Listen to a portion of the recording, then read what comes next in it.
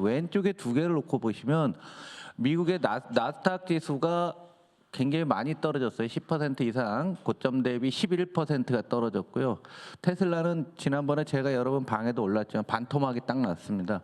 왜 그런지 여러분들 뭐 다들 알고 계시지만은 일론 머스크에 대한 비호감도 있지만은 경계들을 딴 나라에서 이제 너무 많이 경계를 하면서 테슬라 불매 운동도 있고 또 테슬라 매장에 불을 지르는 사건도 있고 하면서 앞으로 테슬라가 잘 안 나갈 것 같다라는 생각이 들어서 하는데, 유감스럽지만 우리나라 투자가들이 가장 많이, 여러분 지역구에 있는 우리 유권자들이 가장 많이 산 종목이 테슬라예요. 그래서 이 테슬라 얘기는 가급적 안 하시는 게 여러분들의 그 재선에 도움이 되실 겁니다.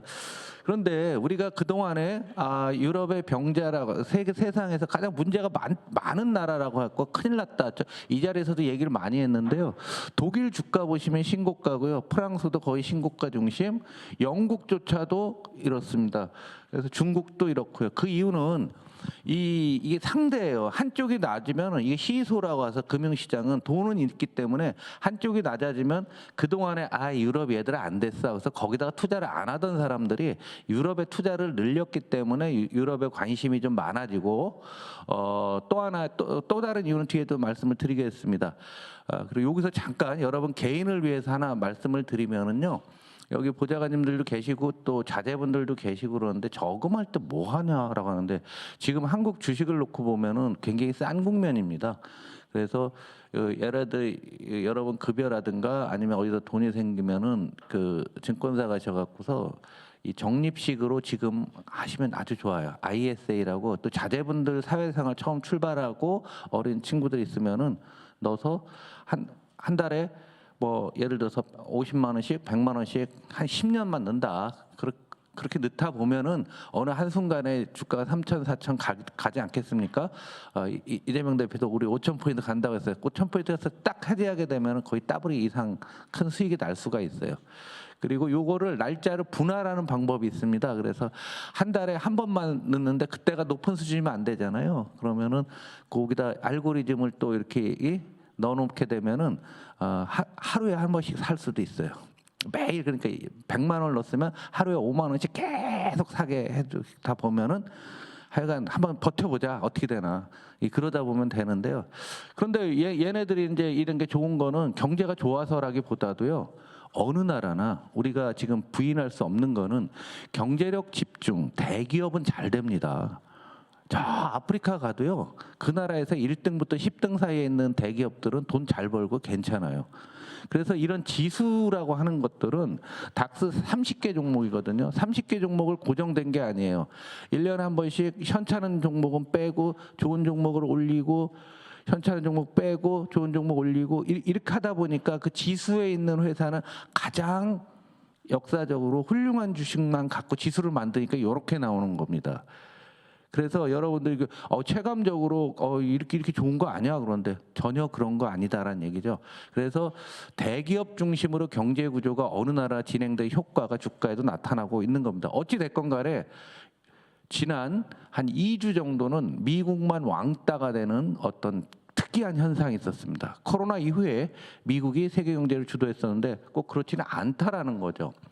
그래서 특히나 우리가 여기서 제가 몇 번 말씀드렸잖아요. 독일이 5천억 유로라는 돈을 투자해서 우리나라 돈으로 700조 정도를 투자해갖고 10년간 국가를 개조하겠다. 방위비도 늘리겠지만 개조하겠다, 뭐 하겠다 하면서 어제 아마 발의가 된 거로 알고 있는데 어제 통과된다 안 되는지 제가 아침에는 확인을 못했습니다. 우리나라 언론들이 게을러갖고 이런 거 중요한 걸 보도를 잘 안 하고 있는데 어제 하는 거로 저는 알고 있거든요. 18일이 오늘이죠? 오늘 하는군요. 오늘 밤에 될 겁니다. 그러다 보니까 독일이 그 돈을 만들려고 하니까 독일의 금리가 이렇게 올라가고요. 금리가 올라가면은 환율도 강세로 보여서 유로화가 이렇게 강세로 이렇게 돌아섰습니다. 그러니까 유로화가 여러분 기억나시지만 1유로당 1.4달러, 5달러 하다가 지금 1달러까지 다 왔다가요. 조금 이렇게 회피되는 요만큼 좀 작은 것 같지만은 세상은 바뀌고 있는 거죠. 우리나라 같은 경우도 달러가 지금 뒤에 말씀드리겠지만 구조적으로 굉장히 어렵습니다. 여러 번 말씀드렸잖아요. 국가 부채가 너무 많아갖고 저걸 과연 어떻게 할 거냐. 이 문제가 트럼프가 처음에 할 때는 야 트럼프가 관세 정책을 할 수 있어. 그러나 저희가 공부했잖아요. 관세 해봤자 10년간 2, 3조 달러밖에 더 안 들어오는데 그까짓 거 갖고서 지금 갚을 수 있냐. 지금 부채가 35조 달러나 되는데 10년간 3조 달러 더 벌어서 뭘 하겠냐라는 생각들을 많이 한 거죠. 그러니까 달러 가치가 이렇게 뚝 떨어졌어요. 달러 가치가 떨어지면은 우리나라 원달러 환율은 요게 이제 원달러 환율은 마찬가지로 달러 가치가 떨어지니까 한국 돈의 가치는 이게 떨어지는 게 강해지는 거잖아요. 밑으로 가는 게 환율이. 그래서 지금 1,450원대에서 요 그림을 잘 보시면 비슷하게 움직이죠. 달러 가치가. 그러면 이게 한 이쯤은 오야 되는 거 아니에요? 1,370, 80? 안 오잖아요. 요게 바로 윤석열이가 만들어 놓은 한 7, 80원 정도의 환율 효과고 요게 물가를 올려갖고 우리 서민들을 힘들게 하고 있고 중소기업은 해외에서 원자재 수입할 때 이 금액만큼 손실이 발생하고 있는 겁니다. 이게 정확하게 숫자로 딱 나와 있는 게 여러분들 확인이 되시는 거죠. 그런데 왜 미국이 이제 그러냐면 여긴 거죠. 미국이 장기간 미국만 혼자 잘 나갔던 거죠. 딴 나라 다 안 좋은 상태에서. 그래서 1번 보시면은 너무 오랫동안 되니까 이게 과연 가능할 거냐 이런 생각이 드는 상황에서 이제 지금 말씀드린 대로 미국 경제가 좀 어려워지는 거죠. 그러다 보니까 이런 거 아니에요? 미국이 여기가 고점 아니야? 이게 최고조 아니야? 그러다 보면 조그만 경제 지표가 나와도 사람들의 심리가 확 흔들리는 거예요. 아, 이번이구나. 이번인가? 아닐까? 이번일까? 아닐까? 이렇게 왔다 갔다 하고 있고요. 그래서 버블이 아니냐 미국 주식이나 채권에 그다음에 독일 총선 후에 지금 재정준칙 폐기하는 문제가 오늘 저녁에 투표를 한다고 했잖아요. 그래서 지난 2월 28일 날 선거한 다음에 아직 의회 구성이 안 됐어요. 그래서 이전 정부에서 오늘 하는데 우리 환경과 관련해서 좀 눈여겨 보셔야 될 게 이 투표를 하려고 하면은 녹색당의 그 지지가 필요합니다. 그래서 환경 투자도 또 뭐 1,000억 유로 많이 늘리겠다고 얘기한 거죠. 그 다음에 미국의 재정을 요 얘기고요. 그리고 트럼프 정책의 신뢰 약화 뭐 이런 것들이 지금 우리 상황들을 한 2, 3주 만에 완전히 반전을 시키고 있는 겁니다. 현재 미국 경기는 어떠냐? 그러니까 리세션, 경기 침체에 대한 검색어 이런 것들이 굉장히 많이 올라오고 있는데요. 소비자들의 심리는 제가 작은 거에도 마음이 흔들린다고 했잖아요. 소비자 심리는 떨어지는데 내년도 물가는 참 많이 올라갈 것 같다라고 이건 서베이 조사예요. 실제로 나타났다기보다 심리가 이렇게 불안한 상태라는 거죠. 미국 사람들도. 우리도 불안하지만 미국 사람들도 지금 저거 트럼프 정책 그동안에 또 하나 트럼프와 무관하게 그동안에 미국이 해온 미국만의 나홀로 호황이라는 게 결국은 돈 갖고서 그냥 우리끼리 그냥 자뻑한 거 아니냐, 너무 좋았던 게 아니냐 이런 생각들을 갖게 되는 거죠.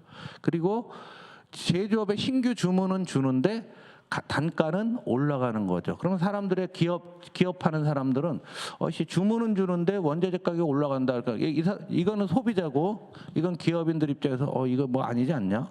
그래서 큰 그림으로 보면 미국의 고용이 코로나 때 확 줄었다가 지난번 말씀드렸죠. 15%가 한 방에 40일 만에 잘랐어요. 이게 신자유주의가 얼마나 무서운지 보면 잘랐다가 코로나 끝나면서 여기서 재정을 엄청나게 투여해 놓으니까 쭉 올라갔는데 코로나에 의한 고용이 대충 끝나가는 거 아니냐. 대충 끝나가면은 지금부터 낮아야 될 텐데. 그런데 2000년부터 잘 보시면은 미국에서 구인과 공급인데요. 구인은 뭐냐면은 기업이 우리 사람 얼마나 필요해요. 그래서 일자리가 얼마 같냐. 이게 플러스가 나온다는 얘기는 임금이 올라간다는 얘기죠. 그 이전에 임금이 잘 안 올랐던 거죠. 근데 임금이 올랐다가 지금 거의 한계 온 게 아닌가 해서 미국 경제에 대해서 상당한 불안감들이 많아지고 있는 게 사실입니다. 더군다나 지금 달러 가치에 대한 얘기들을 오늘 주로 많이 할 텐데요. 1월 달 제가 말씀드린 통계가 나왔습니다. 무역 수지가 얘네가 1월 달에 1,314대 이렇게 수입이 이렇게 늘었죠.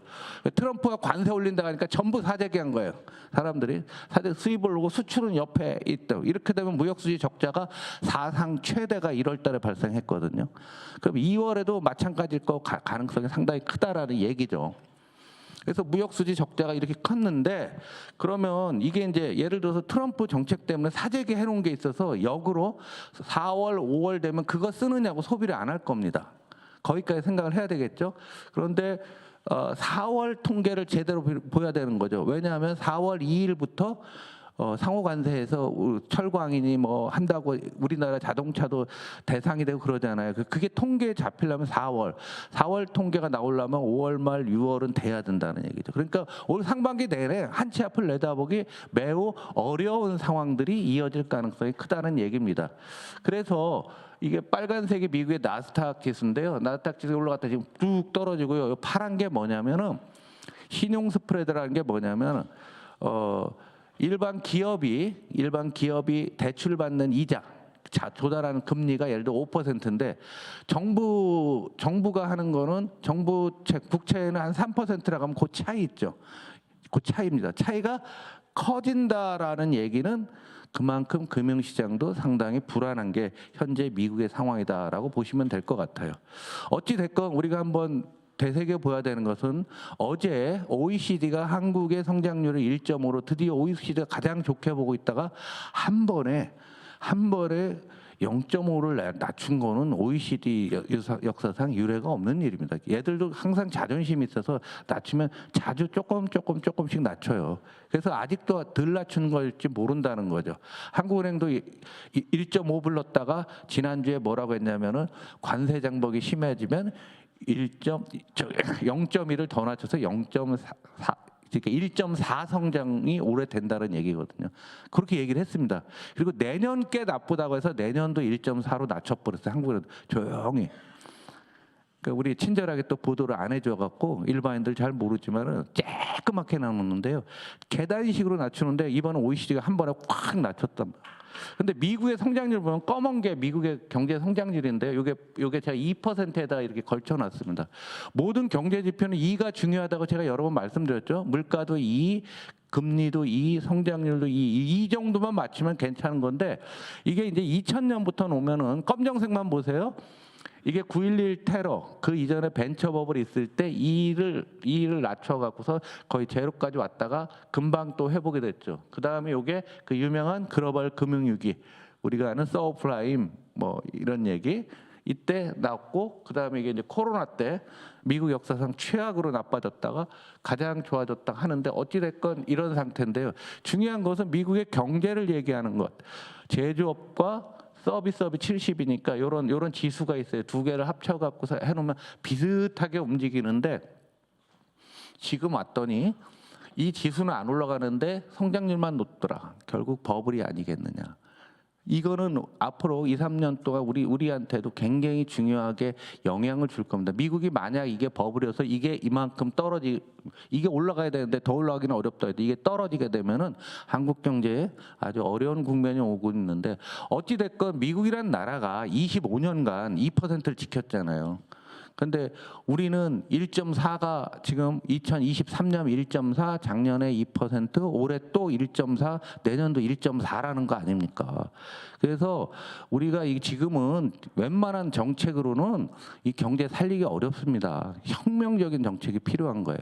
이번 우리가 다음에 선거가 있게 되면은 그 공약이라는 게 그 짜잘한 거 이런 거에 되는 게 아니라 굉장히 혁명적인 정책이 아니면 우리가 미국에 살아도 미국은 이런 때마다 혁명적으로 막 돈을 막 쏟아붓든가 뭐 아주 어마어마한 정책들을 썼는데 우리가 안 쓰면 안 된다는 겁니다. 그래서 의원님들도 그런 부분에 대해서 관심을 가지셔야 되는 거고요.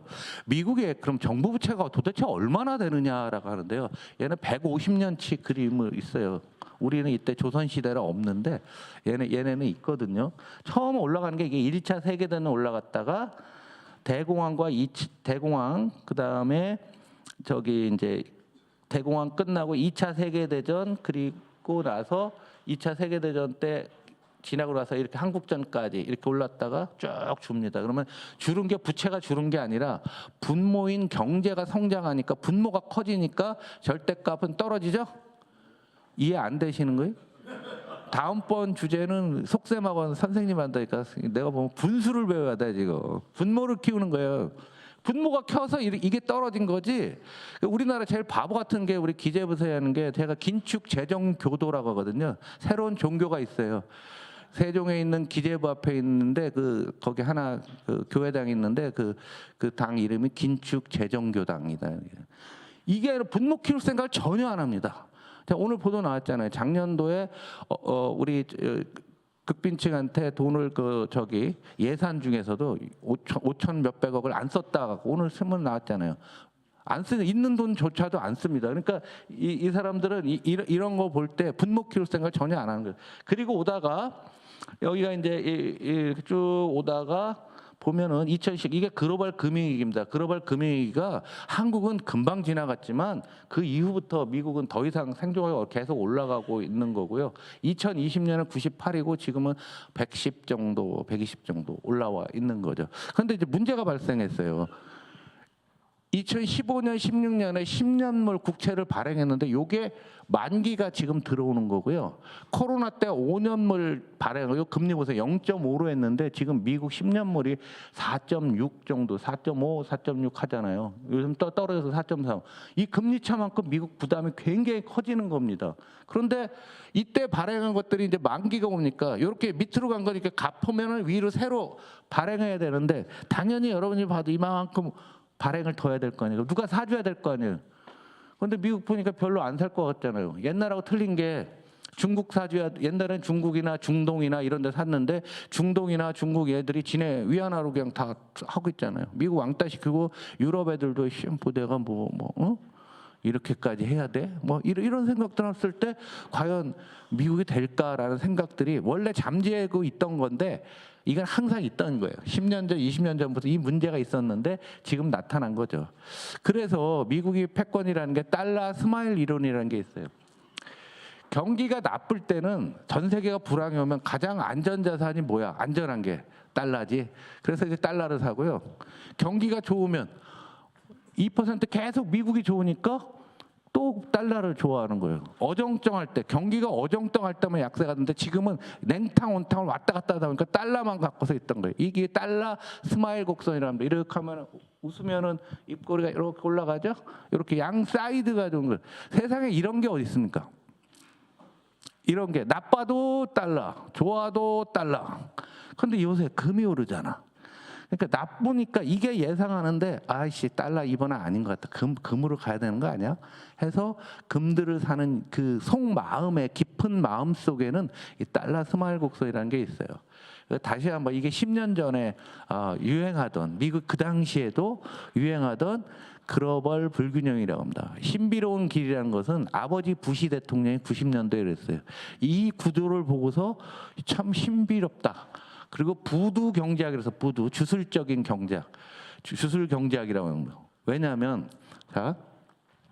미국 이외의 국가, 한국에서 공산품이나 원자재를 수입했어요. 그러면은 미국은 달러를 줘야 되잖아요. 달러를 주게 되면은 이 나라는 다시 달러로 예금을 합니다. 우리나라 외환보유 다 달러잖아요.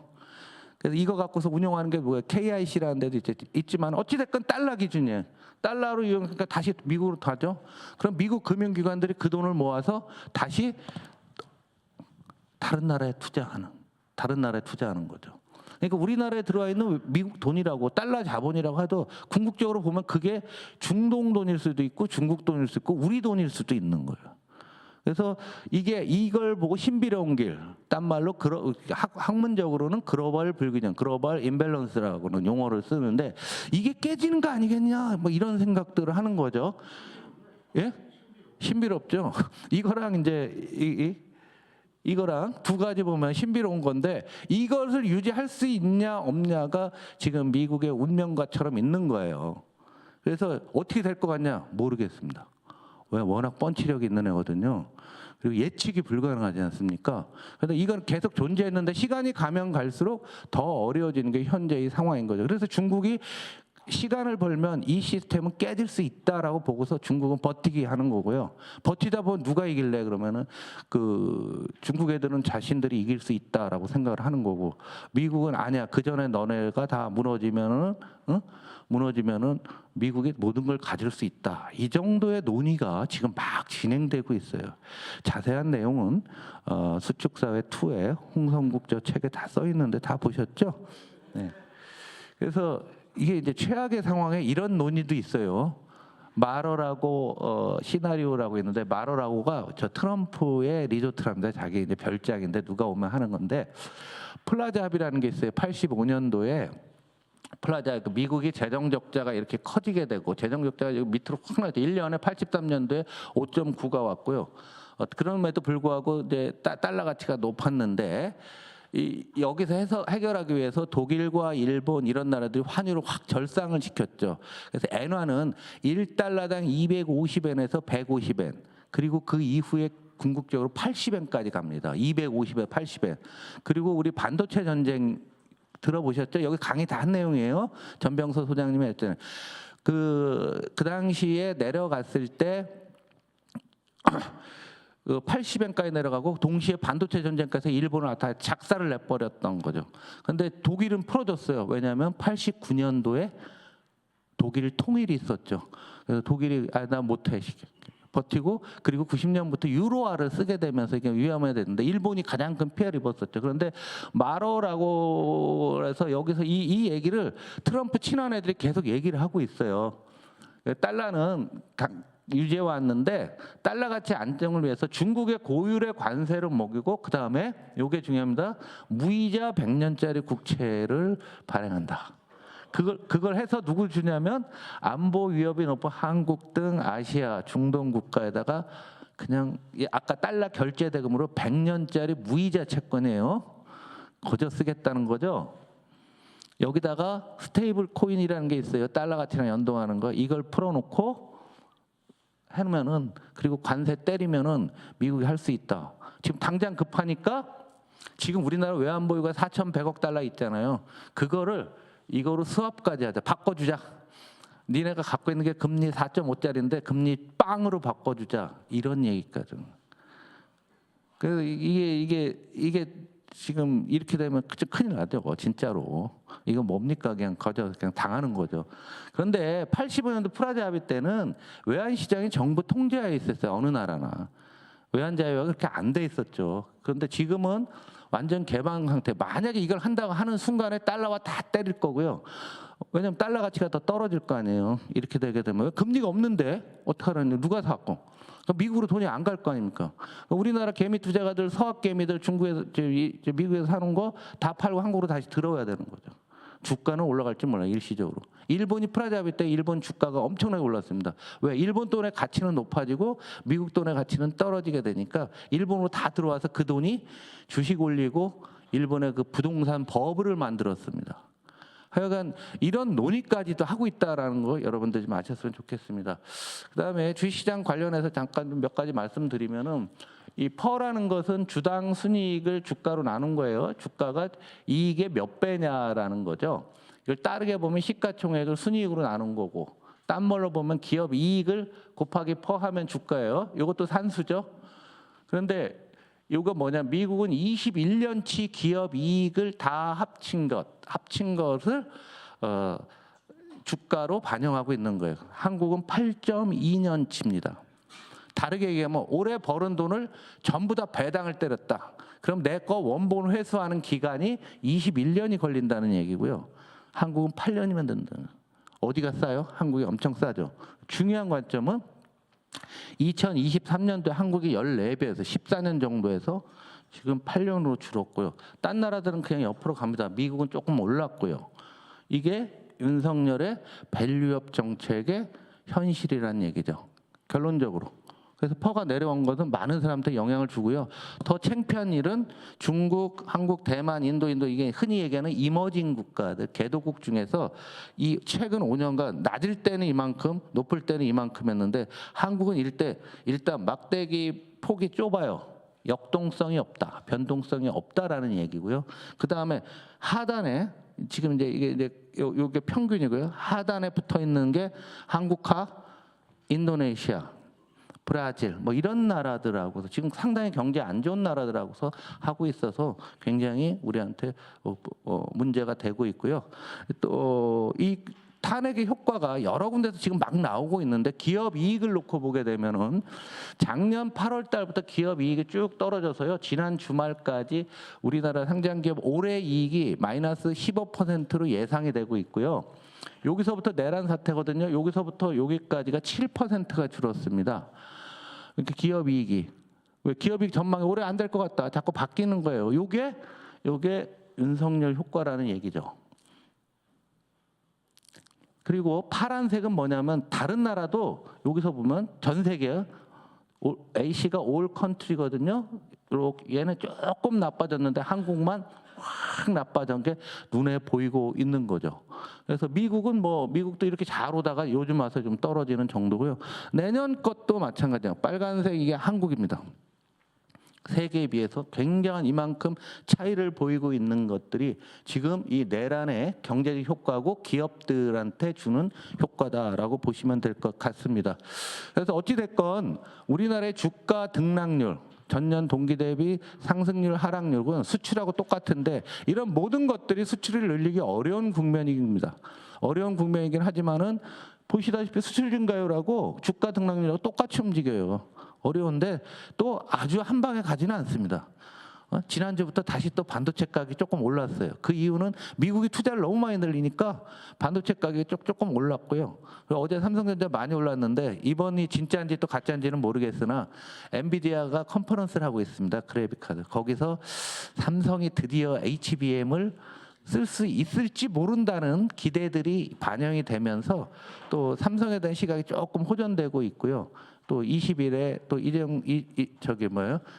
이재명 대표랑 이재용 회장이랑 또 만나게 되고 그러는데 하여간 분위기는 조금씩 또 아주 극단적이게 흘러가지는 않는다.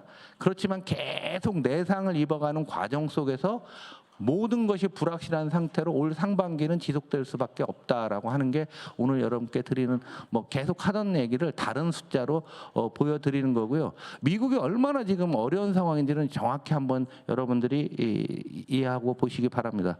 제 강의를 여기서 마치겠습니다. 감사합니다.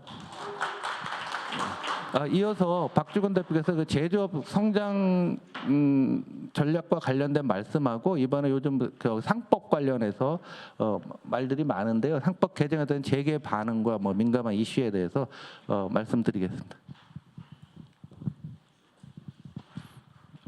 네, 반갑습니다. 박주건입니다. 저는 오늘 이런 엄중한 시국에도 제조업 관련해서 기술 주권의 중요성하고 이번 상법 개정이 사실 재계에서 실제 반응이 어떤지를 좀 재계 분들 만난 거를 좀 말씀을 드리겠습니다. 트럼프 2기 정부는 1기 정부하고 바이든 정부하고 사실은 비슷한 행보를 하고 있는데 전체적인 사이클은 이런 것 같습니다. 일단 미국은 패권을 놓치기 싫어하는 건 분명한 것 같고요. 미국이 전략적 변화에 중요한 것은 사실 팬데믹이었습니다. 이 팬데믹 때 미국이 뭘 느꼈냐면은 제조 기술을 가진 공장의 장소를 미국으로 가져와야 되겠구나. 팬데믹이 다시 터졌을 때 이게 굉장한 리스크로 다가오는구나라는 걸 미국이 분명히 느낀 것 같습니다. 그렇지 않아도 중국의 제조 부상으로 위기를 느꼈는데 바이든 정부 때 팬데믹이 터지면서 이게 확실히 느꼈고 그러면서 바이든 정부 때 기억하시겠지만 바이든 대통령이 한국에 와서 우리나라 대기업들이 1,000조를 투자하겠다고 얘기했던 그런 일맥상통인데 어쨌든 중요한 것은 글로벌하게 이제는 첨단 기술을 가진 공장 위치가 국가 안보에 굉장히 중요하구나라는 걸 분명히 느낀 것 같습니다. 그래서 미국이 TSMC나 삼성전자나 SK 하이닉스나 2차 전지 공장을 미국으로 계속 투자를 요청하고 있고 트럼프 정부도 마찬가지입니다. 근데 이게 중요한 것은 그렇게 됐을 때 우리에게 과연 뭐가 덕이고 실인가를 좀 고민해 봐야 되는데 글로벌 서플라이 체인을 쇼링하면서 미국으로 공장에 가게 되면 한국은 여기 좀 편성하고 있는데 이렇게 되면 우리나라 경제 구조는 기존의 중국 중간재 공급 역할을 통해서 제조 강국으로서 쭉 입지를 키워왔는데 이게 지금 무너지기 시작합니다. 이게 지금 굉장히 위기로 다가오고 있고 이 제조업의 위기가 결국에는 지방 소멸 여러 가지로 지금 파생되어서 나타나고 있을 것 같습니다.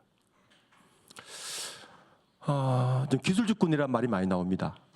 기술 주권은 결국에는 이 경제 안보 시대에 이 제조업의 전략 기술을 갖고 있는 것이 결국에는 테크놀로지 소버리니티, 그러니까 이 국가 안보와 직결되고 이게 경제 안보와 직결된다는 이런 논리인데, 제가 사실은 지난 22대 작년 총선 있는 4월 15일 한 달 전쯤에 한 4대 그룹의 모 총수가 와서 좀 이야기를 하자라고 강요 요청을 받았습니다. 이 이야기가 뭐냐면 22대 총선이 결과가 한 10대 그룹에 어떤 영향을 미치겠느냐 좀 이야기를 해달라라고 해서 가니까 회장하고 부회장 딱 두 분 앉아 계셔서 몇 가지 이야기를 했는데, 사실 그때도 한 적이 이런 이야기였습니다.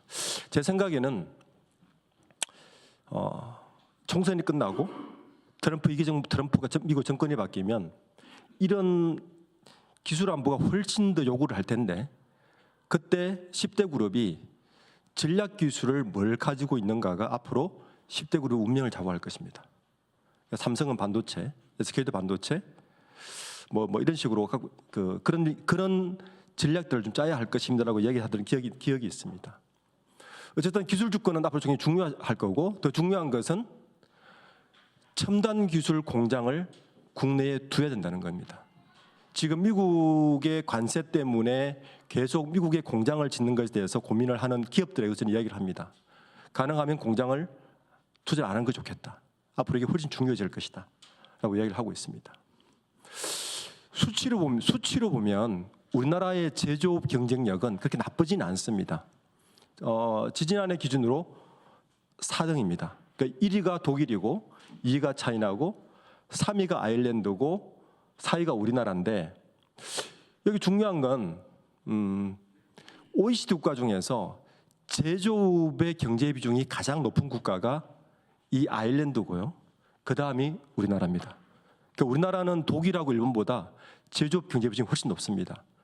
그러니까 실제로 일본 경제하고도 우리나라가 다릅니다.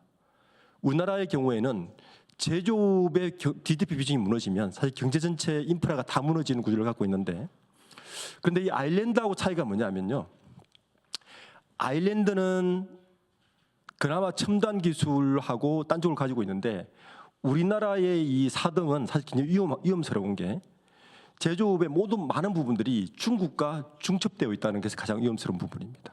그러니까 지금처럼 미국이 패권 전쟁으로 미국 쪽으로 첨단 기술을 가서 미국 쪽에서 이런 얘기를 하죠. 그럼 우리가 우리 기술을 줄게, 우리의 기술을 제휴를 하자, 이런 얘기를 하는데, 그런 식으로 미국의 이야기를 들어서 미국으로 공장을 옮기는 순간 사실은 중국과 중첩되어 있는 이 제조업 강국은 훨씬 더 빠른 속도로 붕괴될 가능성이 높습니다.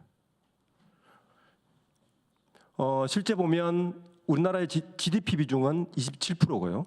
27%고, 여기서 보아야 될 수치 중에 하나는 첨단 기술 쪽의 제조 비중이 이렇게 높지 않다는 게 우리나라의 단점이고, 두 번째는 많은 부분들이 중국과 굉장히 중첩되어 있다는 게 우리나라 제조업의 가장 큰 단점입니다. 지금 우리나라의 제조업이나 경제 구조는 대부분 저런 구조를 가지고 있죠.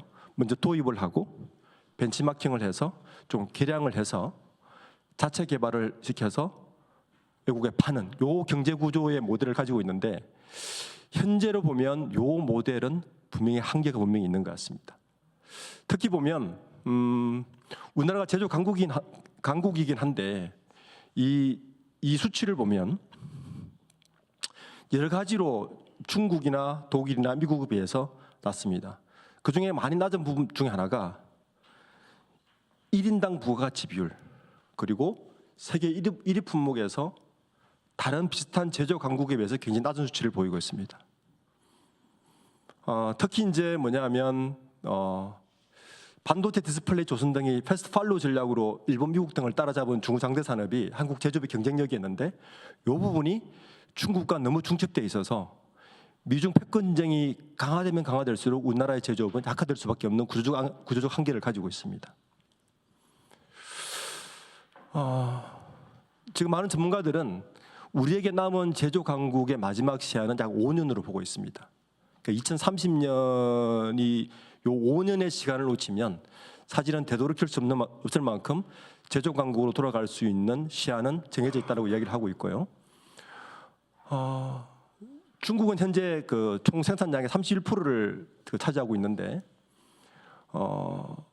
한국은 중국과 다르게 좁은 내수 시장으로 인해서 수출과 제조업 주도로 경제를 갈 수밖에 없는 상황이죠. 따라서 중국과의 경쟁 격돌은 한국에서 피할 수 없는 숙명입니다.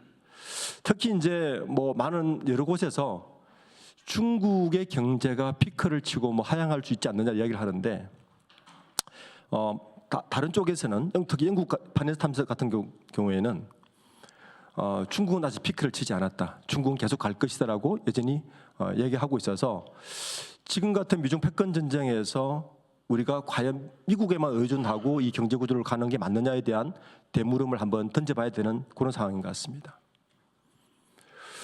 그러면 특히 이제 우리나라 제조 강국을 지키기 위해서 어떤 부분이 가장 리스크냐라고 여러 가지 진단을 해봤을 때 아까 이제 아일랜드 말씀을 드렸죠.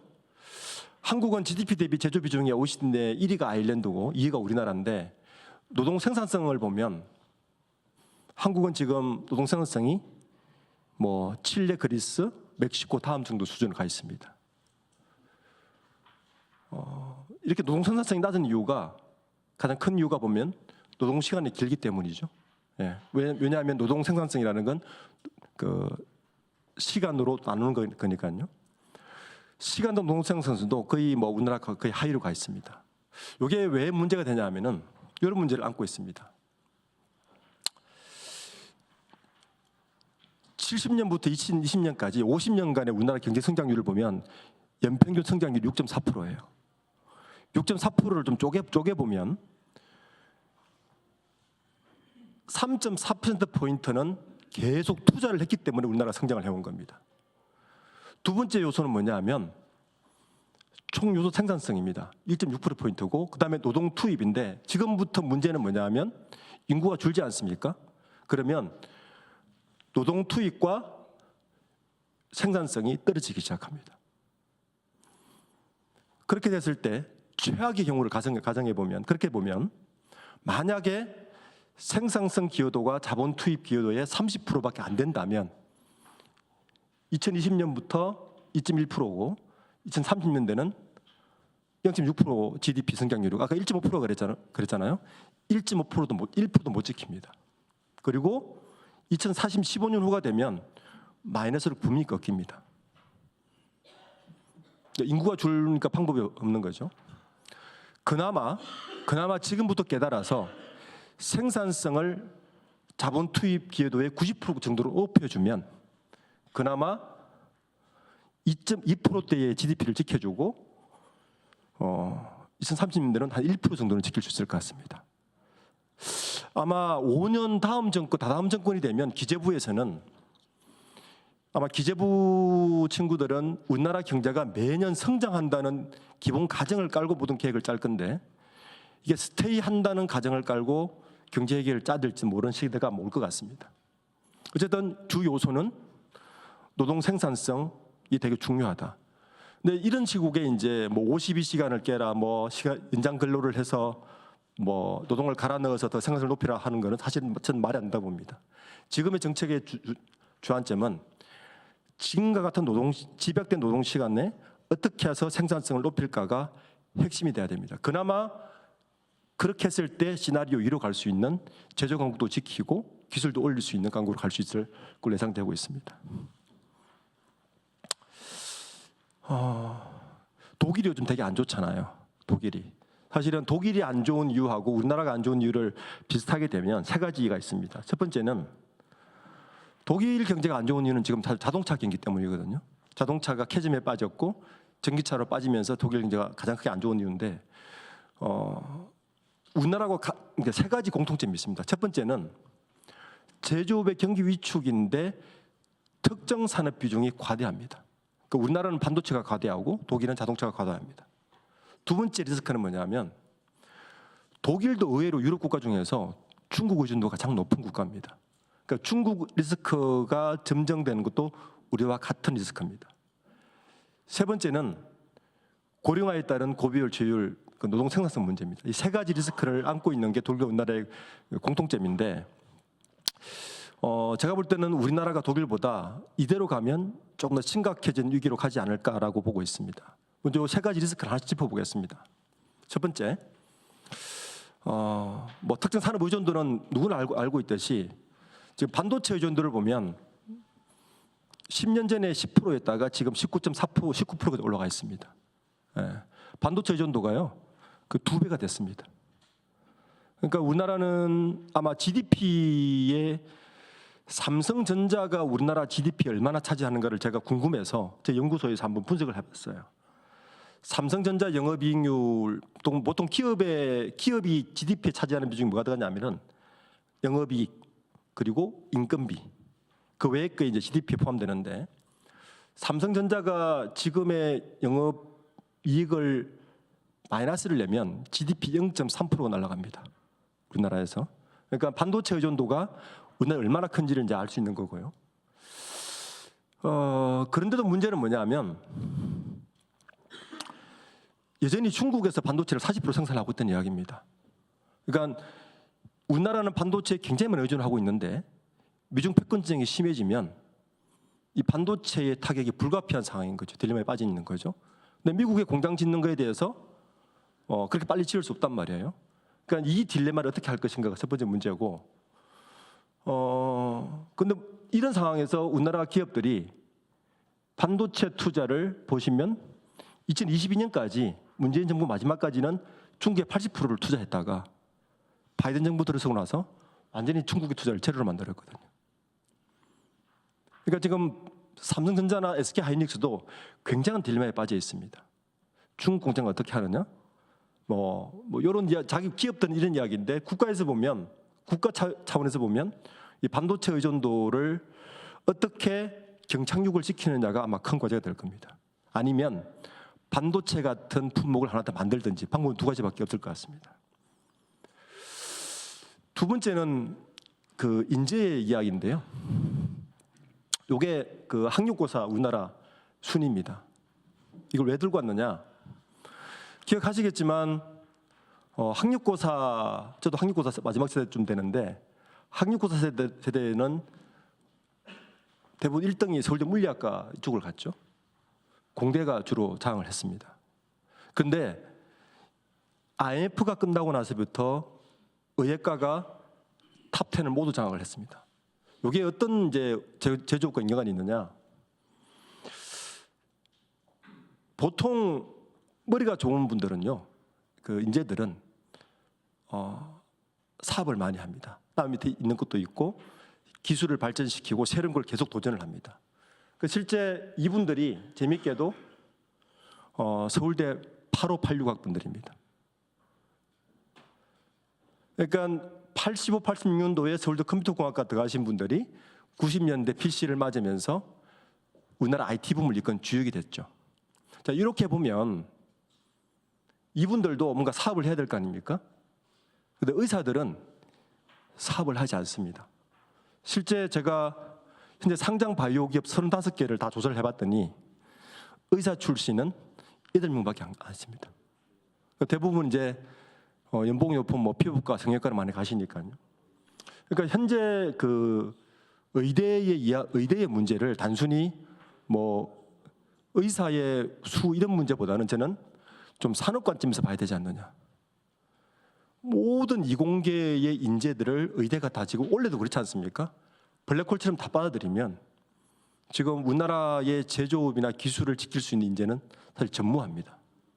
보통 요 타이밍 벨트가 대학교 입학하고 사업할 때까지 보통 15년, 20년이 걸린단 말이에요. 그러니까 지금 시작해도 우리나라 인재를 키우는 데는 앞으로 15년을 봐야 되니까 굉장히 사실 참담합니다. 세 번째는 제조업 종사 근로자 수의 급감입니다. 지금 우리나라 제조업 근로자 수가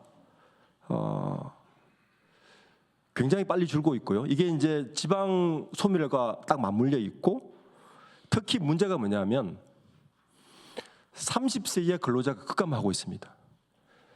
요즘 그 기업들 사보고서 들어가 보면요, 삼성전자도 지난해부터 50세 이상 직원 수가 30세 이하 직원 수를 앞지르기 시작했습니다. 우리나라 대기업 10개 대표 대기업들이요, 다 50세 이상 근로자의 수가 30세 이하 근로자들을 모두 압도했습니다. 들어가지를 못합니다. 그러니까 뭐냐면 지금부터 우리가 우리나라 제조업이나 이런 기술들을 계속 드라이브를 걸더라도 앞으로 10년간은 쏟아붓기만 한다는 이야기입니다. 그러니까 인재도 없고 들어가서 일할 사람도 없습니다. 그래서 굉장히 좀 심각하고요. 이 현상은 아마 앞으로 좀 더 저는 진행될 것 같습니다.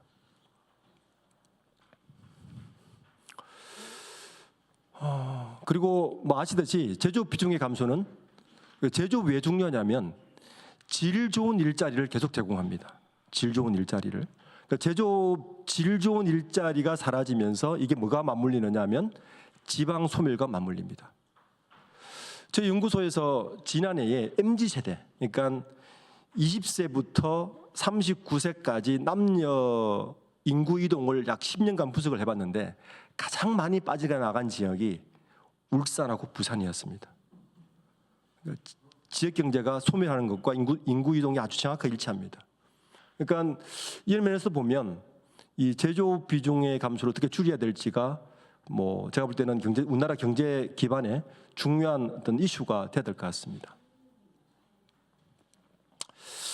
대안으로는요, 우선 현재 우리나라의 경제들은 대부분 패스트 팔로우 전략으로 여기까지 올라왔는데 요 기술 발전의 모델은 분명히 한계에 봉착했는 것 같습니다. 이미 글로벌 1위에 있는 것도 많이 있고 해서 그래서 제가 생각하는 대안은 문제 출제자의 전략적 높이로 올라가야 된다. 독창적 개념 설계를 위한 중장기 기술 개발로 하지 않으면 안 된다. 요즘 그 대표적인 데가 이런 것 같아요. 마카롱이라고 아시죠? 마카롱. 원래 프랑스 거지 않습니까? 요즘 프랑스 친구들이 마카롱 기술을 배우러 한국에 온답니다. 예. 그러니까 한국이 그런 나라예요. 그러니까 새로운 걸 가져오면 이 개념 설계를 다시 해서 다시 역수출하는 게 우리나라의 가장 큰 강점인데 그런 강점들을 전략적으로 우리는 활용해야 된다. 두 번째는 이게 이제 현 정부가 미래 전략 기술이라고 밝힌 것들인데 물론 좋은 이야기긴 한데 너무 현실성이 많이 떨어집니다. 예. 그러니까 실제적으로 보면 저기에서 우리가 도저히 따라갈 수 없는 몇 가지 기술들이 있죠. AI, 양자 컴퓨터 이런 기술들은 실제로 격차를 따라잡기가 제가 볼 때는 현재 게임들이라면 불가능합니다. 그러니까 실제적으로 우리가 잘할 수 있는 것을 재정립해야 된다. 마지막으로 이제 재계분들이 하는 얘기는 이렇습니다. 재계분들이 하는 얘기는 재계에서 만난 분들은 사실 제일 큰 고민이 주 4일 근무제 하면 도입되면 어떻게 하느냐. 첫 번째 고민이 겁니다. 주 4일 근무제를 도입하면 어떻게 하느냐. 예. 뭐 당연히 제조업 하시는 분들은 그렇게 하겠죠. 그래서 그분들이 내놓은 대안은 뭐냐면 우리나라의 제조업은 개별 기술은 강한데 뭔가 좀 클러스터로 생태계를 만들어줄 필요가 있다. 그러니까 반도체도 사실은 우리나라가 굉장히 강한 것 같지만 어떻게 보면 되게 약합니다. 왜냐하면 메모리만 강하거든요. 메모리만. 그러니까 대만이 TSMC가 강한 이유는 사실 TSMC의 기술도 강하지만 뭐가 강하냐 하면 TSMC를 둘러싼 생태계가 굉장히 강합니다. 그러니까 설계, 그다음에 패키징 이런 것들이 강해서 대만의 반도체가 강하거든요. 그러니까 우리나라도 제조업들이 요구하는 건 뭐냐면 생태계를 만들고 그 생태계를 스마트 제조 기술로 높이면 현재 제조 기술을 좀 지킬 수 있지 않을까라고 지금 많이 이야기를 하고 있습니다. 요 세 가지, 그러니까 저는 이 세 가지 대안 중에서 가장 중요한 건 인재에 대한 대안입니다. 인재, 기술을 어떻게 그 인재들을 가지고 올 것인가에 대한 이야기입니다. 그리고 마지막으로 제가 상법에 대해서 좀 말씀해 달라 그래서 말씀을 드리겠습니다. 이게 상법 개정 일주일 지나고 여론조사한 겁니다.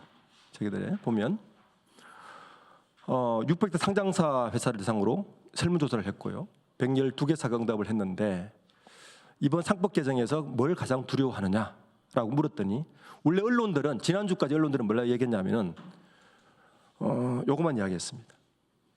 배임이 두렵다.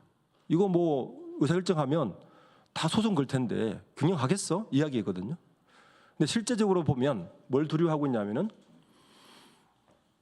의사결정 효율성 주주가 늘기 때문에 이거 좀 어려운 거 아니야? 라고 이야기를 하고, 그런데 실제적으로 기업들이 가장 우려하는 것은 이 부분입니다. 투기자본 및 적대적 M&A에 대해서 되게 우려하고 있습니다. 사실 이번 상법하고는 별 문제도 없는데, 이거는 이번에 재계가 가장 우려하는 법안은 사실 이거였거든요. 감사위원 분리 선임하고 집중투표제였거든요. 그러니까 집중투표제하고 감사위원 분리 선출을 요 법안이 통과되면, 제가 시뮬레이션을 돌려봤거든요. 국내 한 100대 기업, 가장 위험한 기업 주 SK입니다. 주 SK 같은 경우는 저게 통과되면 현재 주주 구성으로 보면 최태원 회장이 의결권을 내세울 수 있는 건 5% 불과합니다. 굉장히 위험스럽고요. 그러니까 아시듯이 제가 40%를 들고 있더라도 3% 룰 걸리죠. 그리고 주주가 우호 지분 갖고 있는 사람이 한정이 돼 있으니까 감사위원 분리 선출하고 집중투표제 도입되면 지배구조 흔들 기업 되게 많습니다. 사실 재계에서는 이걸 훨씬 두려워했는데 그나마 다행스러운 게 뭐 이 정도만 통과했다 정도 분위기, 실제적인 분위기는 그렇고 나머지 이야기들은 그냥 표면적 이야기인 것 같습니다. 재계에서는 제일 두려워하는 것은 사실 투기자본 M&A를 두려워하고 있고, 그리고 나머지 분 이야기는 실제 만나보면 우리나라 투자자들이 상식적인데 그렇게 막 소송하겠어 이런 이야기를 합니다. 근데 왜 그러면 재계가 이 감사위원 분리 선출하고 이쪽을 훨씬 우려스러워하느냐 이런 이야기입니다. 여기 이제 좀 역사를 거슬러 올라가 봐야 되는데요. 그러니까 우리나라 기업들의 태동이 전주의 기준으로 한번 제가 살펴봤습니다. 전주 누가 전주였냐? 전주 기업의 실제 전주들의 입장에서 보면 기본적으로 결론 온 것 같습니다. 해방 직후에 우리나라 기업들은 그 자본의 주인이 누구냐면은 원조 자본이었습니다. 우리나라 자본이 없었으니까요. 그렇게 기업이 태동됐습니다. 적산부라 원조 자본을 잘 받은 기업이 성공을 했습니다. 그렇게 되다가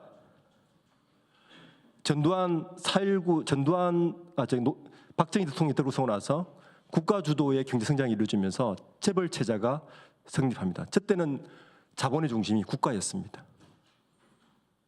그래서 저걸 뭘 보고 알 수 있느냐? 재벌들의 혼맥을 보면 알 수 있습니다. 재벌들의 1세, 2세들의 혼맥은 거의 80%가 정관계 혼맥입니다. 돈은 권력 냄새를 잘 맡거든요. 이렇게 이루어지다가 전두환 정권이 들어서고 나서 3대 현상으로 급성장을 하게 되죠. 이때부터 5대 그룹이 형성이 됐고 산업 독점 자본이 형성이 됩니다. 그리고 IMF가 끝나고 서브프라임이 끝나고 뭐가 들어오냐면은 금융 자본이 본격적으로 들어오기 시작합니다. 국가 통제도 좀 자유롭게 되는 거죠. 그리고 나서 지금 3세 정도 왔는데 이 친구들은 자본시장에 눈을 뜨기 시작합니다. 이제는 이런 거예요. 그전에 기업을 할 때는 국가 눈치 잘 보고 국가 자본 잘 이용하고 사업을 잘했고요. 그리고 나서 돈이 벌리니까 전두환 시대 때부터는 내 돈 가지고 내가 투자하면 됐어요. 그래서 순환 출자, 상호 출자 이런 걸로 자본을 활용해서 기업을 막 투자를 해주셨습니다. 그 한계가 언제 왔느냐? 저는 서브프라임 때 왔다 봅니다. 이때부터 더 글로벌화되면서 이제는 자기 자본 가지고 투자하는 것은 한계에 봉착한 거죠. 누구의 돈이 필요하냐? 자본시장의 돈이 필요했습니다. 자본시장으로 IPO를 하고 자본시장 눈을 돌려서 돈을 가져오기 시작하는데 자본은 이렇게 바뀌었는데 경영활동은 예전 방법 그대로였죠. 내 기업 내가 마음대로 하는데 왜 간섭이야 이거였죠. 그러니까 주주들이 가만히 있습니까? 투자를 했는데 당연히 간섭해야죠. 그게 사실 상법의 개정의 핵심이죠. 내가 투자했으면 간섭할 수 있지라는 게 상법의 핵심이란 말이에요. 그러니까 그런데 문제는 뭐냐면 여전히 기업들의 자본 조금 조달 경로를 보면요, 우리나라 기업들은 아직까지 대부분 은행 대출이 대부분입니다. 80%입니다. 그러니까 직접 자본시장에서 자본 조달하는 거 20% 안팎이에요. 그러니까 안 바뀌죠. 여전히 우리 돈 가지고 투자하고 은행 대출해서 내가 사업하는데 내가 왜 주주의 말을 들어? 이렇게 생각하고 있는 건 당연한 있는 그분들입니다. 그러니까 이번 상법 개정이 굉장히 딜레마에 빠진 거죠. 또 하나는 뭐냐면 지배구조하고 밀접한 관계가 있습니다. 이 2세에서 3세, 3세에서 4세로 경영권 승계를 하는데 자본시장을 이용해서 승계를 하고 싶어요. 대표적인 내가 한 예를 들어드리면 하나그룹이죠. 이 하나그룹은 김성인 회장이 주 하나의 지분을 20% 들고 있는데 이 아들 삼형제가 주 하나의 지분 5%밖에 안 가지고 있어요. 그래서 어떤 기업을 키웠느냐? 한화에너지라는 비상장사 하나를 만듭니다. 그러니까 2010년 전에 삼성그룹하고 빅딜을 하면서 이 하나에너지를 만들어요. 이 하나에너지가 김동관, 김동성, 김동은 삼형제의 지분이 100%입니다. 근데 어떤 일을 했느냐? 한 2달 전에 요즘 하나오션 주가가 엄청 좋잖아요. 좋죠? 그리고 하나에어로스페이스 주가 되게 좋잖아요. 하나그룹이 대우조선을 인수하면서 이 하나오션, 그러니까 대우조선의 지분을 하나에어로스페이스가 다 갖고 온 게 아니고 일부러 하나에너지한테 5%, 하나에너지 밑에 있는 하나임팩트라는 기업에 5%를 줍니다. 그리고 그 지분을 하나에어로스페이스가 언제 사들이느냐? 지난달에 사들입니다. 주가가 가장 높을 때 그 계열사 가지고 있는 오션 지분을 1조 2천을 주고 사들여요. 그럼 그 돈이 어디로 갑니까? 하나에너지로 가겠죠. 하나에너지가 8천억이 갔습니다. 삼형제 지분이 100%인 회사에. 그리고 나서 지금 지난주에 하나에너지를 상장한다고 해요. 만약에 상법이 적용됐으면요, 하나에어로스페이스 주주들은 반대를 해야죠. 왜 가장 비쌀 때 주식을 사느냐는 거예요. 쌀 때 살 수 있는데. 그러니까 자본시장법은 왜 안 되냐 하면은 비상장사를 적용할 수가 없습니다. 하나에너지가 비상장사니까 자본시장법으로는 컨트롤이 안 돼요. 그러니까 상법이 통과됐으니까 아마 그게 이제 적용이 될 수 있는 거죠. 그러니까 상법의 통과는 이것도 중요하지만 경영권 승계에 있어서 비상장사를 활용하는 지배구조도 굉장히 중요한 역할을 할 겁니다. 그래서 마지막으로 재벌 아마 저는 제 생각에 이 상법 개정 후에 시장 전망 이렇게 갈 것 같습니다. 우선 자본의 변화가 일어날 것 같고요. 자본의 변화가. 왜냐하면 현재 기업들은 아마도 자본시장에 손을 더 내밀어야 되는 상황이 올 겁니다. 그래서 상법에 더 민감할 것 같고, 그래서 기존의 우리나라 자본이 가족 및 독점 자본, 은행 자본의 융합 형태였다면 이게 지주회사까지 왔고 그리고 3세 4세 내려가면서 경영권 승계로 가면서 일본식 대기업 구조 비슷하게 가지 않을까 저는 예상합니다. 그리고 나서 미국식 구조로 가야 되는데 아마 요 단계가 어느 정도 빨리 갈지는 모르겠습니다. 어쨌든 이번 상법 개정이 저는 실질적 견제가 가능하고 투명한 개혁 지배구조 개편에 좀 단초가 되지 않을까라고 생각하는데 아마 뭐 이번에 이제 거부권 행사하면 또 될지 모르겠지만 그래서 제 개의 반응은 첫 번째는 우려, 두 번째는 안도입니다. 그러니까 감사위원 분리선출하고 집중투표제가 통과되지 않는 것의 안도, 그리고 상법에 대해서는 우려하지만 크게 생각보다는 뭐 아닌 것, 요 정도 반응인 것 같습니다. 어쨌든 뭐 이번 주주총회에서도 뭐 이쪽 싸움은 계속 이루어질 것 같고요. 이 상법 개정이 내년도 주주총회에 어떤 영향을 미칠지는 좀 관전 포인트가 될 것 같습니다. 제 이야기는 이걸 마치겠습니다. 감사합니다.